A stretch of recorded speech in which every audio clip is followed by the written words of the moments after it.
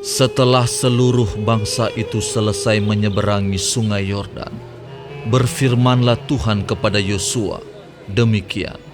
Pilihlah dari bangsa itu 12 orang, seorang dari tiap-tiap suku, dan perintahkanlah kepada mereka demikian.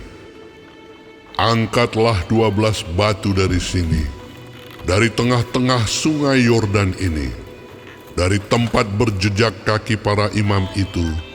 Bawalah semuanya itu ke seberang, dan letakkanlah di tempat kamu akan bermalam nanti malam.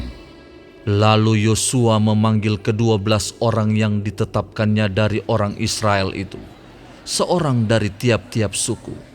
Dan Yosua berkata kepada mereka, menyeberanglah di depan tabut Tuhan Allahmu ke tengah-tengah sungai Yordan, dan angkatlah masing-masing sebuah batu ke atas bahumu, menurut bilangan suku orang Israel, supaya ini menjadi tanda di tengah-tengah kamu.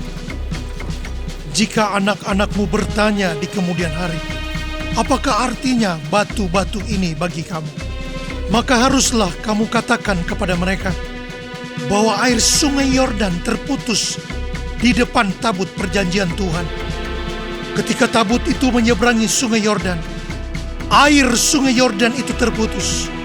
Sebab itu, batu-batu ini akan menjadi tanda peringatan bagi orang Israel untuk selama-lamanya.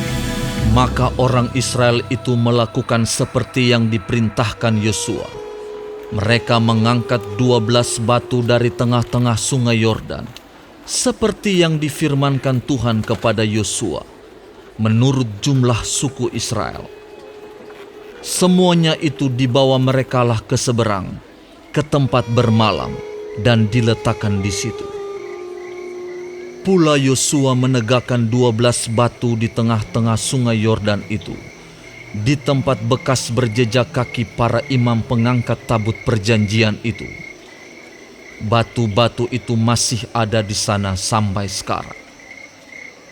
Para imam pengangkat tabut itu tinggal berdiri di tengah-tengah sungai Yordan, sampai selesai dilakukan segala yang diperintahkan Tuhan kepada Yosua untuk disampaikan kepada bangsa itu, sesuai dengan segala yang diperintahkan Musa kepada Yosua. Maka menyeberanglah bangsa itu dengan cepat-cepat. Ketika seluruh bangsa itu selesai menyeberang, maka menyeberanglah tabut Tuhan itu serta para imam di depan mata bangsa itu. Juga Bani Ruben, Bani Gad, dan suku Manasye yang setengah itu menyeberang dengan bersenjata di depan orang Israel itu, seperti yang dikatakan Musa kepada mereka. Kira-kira 40.000 orang yang siap untuk berperang menyeberang di hadapan Tuhan ke dataran Yeriko untuk berperang. Pada waktu itulah Tuhan membesarkan nama Yosua di mata seluruh orang Israel, sehingga mereka takut kepadanya, seperti mereka takut kepada Musa seumur hidupnya. Berfirmanlah Tuhan kepada Yosua, demikian. Perintahkanlah para imam pengangkat tabut hukum Allah itu, supaya naik dari sungai Yordan. Maka Yosua memerintahkan kepada para imam itu, demikian. Keluarlah dari sungai Yordan. Ketika para imam pengangkat tabut perjanjian Tuhan itu keluar dari tengah-tengah sungai Yordan, dan baru saja kaki para imam itu dijejakkan di tanah yang kering, maka berbaliklah air sungai Yordan itu ke tempatnya, dan mengalir seperti dahulu dengan meluap sepanjang tepinya. Bangsa itu telah keluar dari sungai Yordan pada tanggal 10 bulan pertama, dan mereka berkemah di Gilgal, di batas timur Yeriko. Ke-12 batu yang diambil dari sungai Yordan itu ditegakkan oleh Yosua di Gilgal. Dan berkatalah ia kepada orang Israel, demikian. Apabila di kemudian hari anak-anakmu bertanya kepada ayahnya, apakah arti batu-batu ini?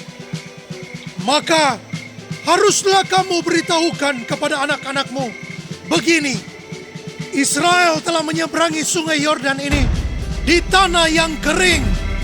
Sebab Tuhan Allahmu telah mengeringkan di depan kamu air sungai Yordan, sampai kamu dapat menyeberang seperti yang telah dilakukan Tuhan Allahmu dengan laut Teberau yang telah dikeringkannya di depan kita, sampai kita dapat menyeberang, supaya semua bangsa di bumi tahu bahwa kuat tangan Tuhan, dan supaya mereka selalu takut kepada Tuhan Allahmu.